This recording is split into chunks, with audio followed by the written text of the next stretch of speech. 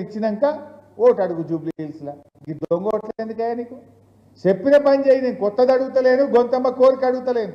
ఎలక్షన్లో కూడా bond paper వంచినావు. నేను గద్దె మీద కూర్చుంటే 4000 పింఛన్ ఇస్తా అన్నావు. 2 ఏళ్ళు అయింది, ఇంకెప్పుడు ఇస్తావు అని అడుగుతున్నా. నువ్వు చేసింది ఏమున్నది?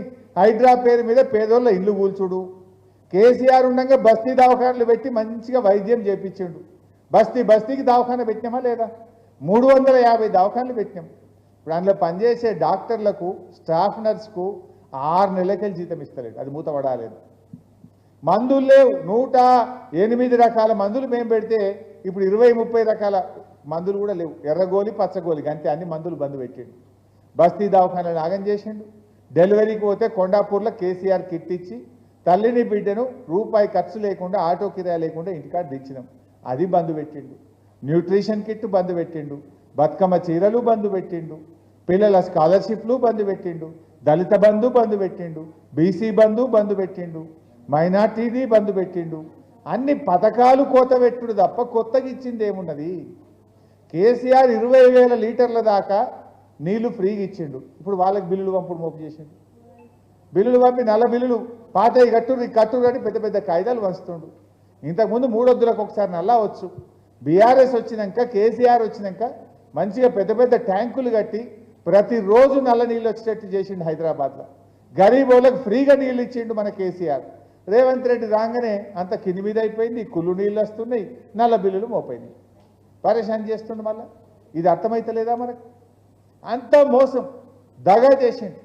మరి అందుకే మీరు కూడా ఆలోచించాల్సింది ఏంటంటే, ఇక ఆయన ఓడగొట్టనే, ఆయనకు సురుకు విడితేనే రేవంత్ రెడ్డికి అర్థమవుతుంది. ఎందుకు ఇప్పుడు ఏమంటాడు? అప్పుడేమన్నారు? బాండ్ పేపర్ ఇచ్చి ప్రామిసరీ నోట్లు రాసిచ్చిండ్రు. సంతకాలు పెట్టి భద్రంగా పెట్టుకోండి, 100 రోజుల్లో ఇస్తాం.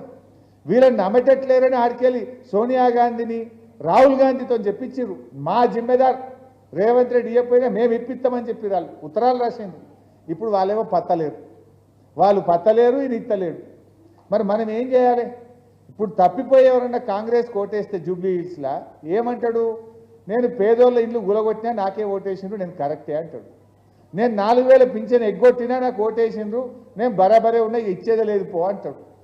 తులం బంగారం ఇస్తా అన్నాడు. కేసీఆర్ ₹1,00,000 ఆడవిల్ల పెళ్లి కళ్యాణ లక్ష్మి ఇస్తే నేను తులం బంగారం కలుపుతా అన్నాడు. తులం బంగారం లేదు, ఆ 1,00,000 కూడా చక్కగా ఎత్తలేదు. నేను తులం బంగారం ఎగబెట్టినా నాకే ఓటేసిండ్రు అంటాడు.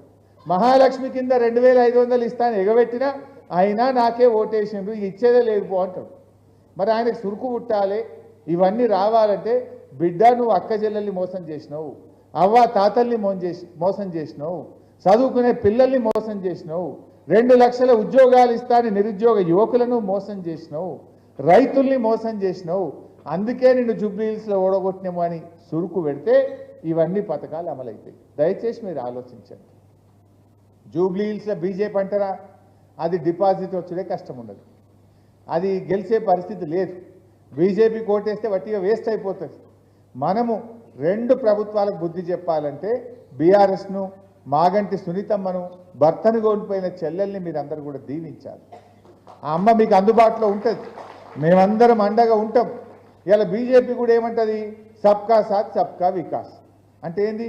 అందరికీ న్యాయం, అందరిలో ఆనందం ఉందా? మరి ఏం చేస్తుండ్రు? గోదావరి నది ఉంది. ఇప్పుడు వచ్చే సంవత్సరం గోదావరి పుష్కరాలు ఉన్నాయి. పుష్కరాలు అంటే మీకు తెలుసు కదా, మనం పోతాం. కృష్ణానది పుష్కరాలు ఉంటే నదిలో పోయి మునిగొచ్చినాం. గోదావరి అంటే కూడా ఆడికి పోతాం, నదిలో మునిగి పూజ చేసుకొని వస్తాం. మరి గోదావరి నది మహారాష్ట్రలో ఉంటుంది, తెలంగాణలో ఉంటుంది, కింద ఆంధ్రప్రదేశ్కి పోతుంది. 3 రాష్ట్రాల కింద ముందు మన దగ్గరికి అయినాకనే కిందికి ఆంధ్రాలో కలుస్తుంది. ఇవాళ మరి బీజేపీ ఏం చేసింది? గోదావరి పుష్కరాల నిర్వహణ కోసం ఆంధ్రప్రదేశ్కు 100 కోట్ల రూపాయలు ఇచ్చారు, తెలంగాణకు ఉత్తదే గుండు సున్నా రూపాయి ఇయ్యలే బీజేపీ. మరి ఆంధ్రప్రదేశ్కు 100 కోట్లు ఇచ్చిన బీజేపీ తెలంగాణకు ఎందుకు 100 పైసలు కూడా ఇయ్యలేదు? ఇది సబ్కా సాత్, ఇది సబ్కా వికాస్ అవుతుందా?